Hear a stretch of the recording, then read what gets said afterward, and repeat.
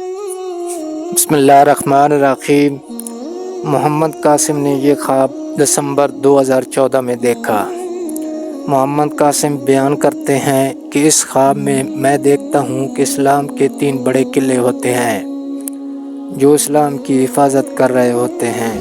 اسلام کی عمارت تیسرے قلعے کے پیچھے ہوتی ہے اور باقی 2 قلعے کچھ فاصلے پہ تیسرے قلعے سے آگے ہوتے ہیں، یعنی پہلا قلعہ سب سے آگے ہوتا ہے اور دوسرا اس کے پیچھے، اور پھر تیسرا قلعہ اسلام کی عمارت کے پیچھے اونچے پہاڑ ہوتے ہیں جو پیچھے سے اسلام کی عمارت کی حفاظت کر رہے ہوتے ہیں۔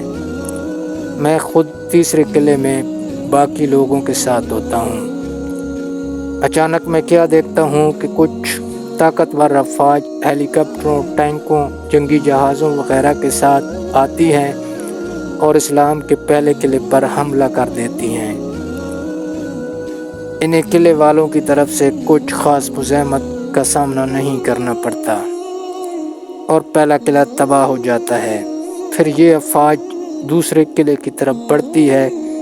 میں یہ دیکھ کے پریشان ہو جاتا ہوں کہ پہلا قلعہ تو اپنا دفاع ہی نہیں کر سکا اور تباہ ہو گیا۔ میں بھاگ کر قلعے کے پیچھے جاتا ہوں اور اسلام کی عمارت کو دیکھ کے کہتا ہوں کہ اب تو صرف 2 قلعے ہیں جو اس کی حفاظت کر رہے ہیں۔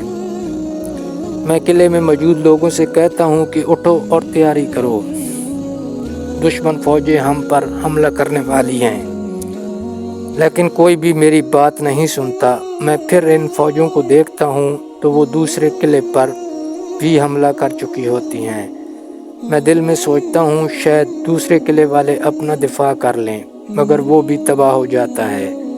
یہ سب دیکھ کر میں بہت افسردہ ہو جاتا ہوں اور کہتا ہوں کہ کوئی بھی نہیں ہے جو ان فوجوں کا مقابلہ کر سکے۔ پھر وہ فوجیں ہمارے قلعے یعنی تیسرے قلعے کی جانب بڑھتی ہیں تو میں کہتا ہوں کہ بس اب ہم بھی گئے۔ میں لوگوں سے کہتا ہوں کہ اب ہماری باری آ گئی ہے، تو لوگ کہتے ہیں کہ ہم کیا کر سکتے ہیں، ہمارے پاس ہتھیار نہیں ہیں، ہمارے پاس ہے ہی کیا جو ان سے مقابلہ کریں، اور وہ لوگ ادھر ادھر بھاگ کر چھپنا شروع ہو جاتے ہیں۔ میں لوگوں سے کہتا ہوں کہ تم چھپو یا لڑو، دونوں صورتوں میں مارے جاؤ گے۔ پھر میں کہتا ہوں اگر میں کچھ نہیں بھی کروں گا تب بھی مارا جاؤں گا، اور اگر لڑوں گا تب بھی مارا جاؤں گا۔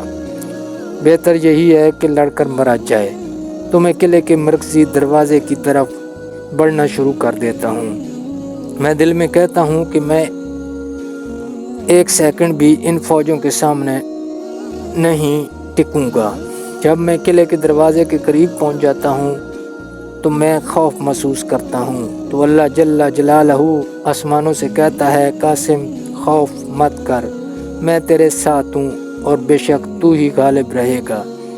پھر اللہ کافروں کو مخاطب کر کے کہتا ہے کہ اے کافرو، تمہارے لیے دنیا میں بھی ذلت اور رسوائی ہے اور آخرت میں بھی تمہارے لیے برا عذاب میں نے تیار کر رکھا ہے۔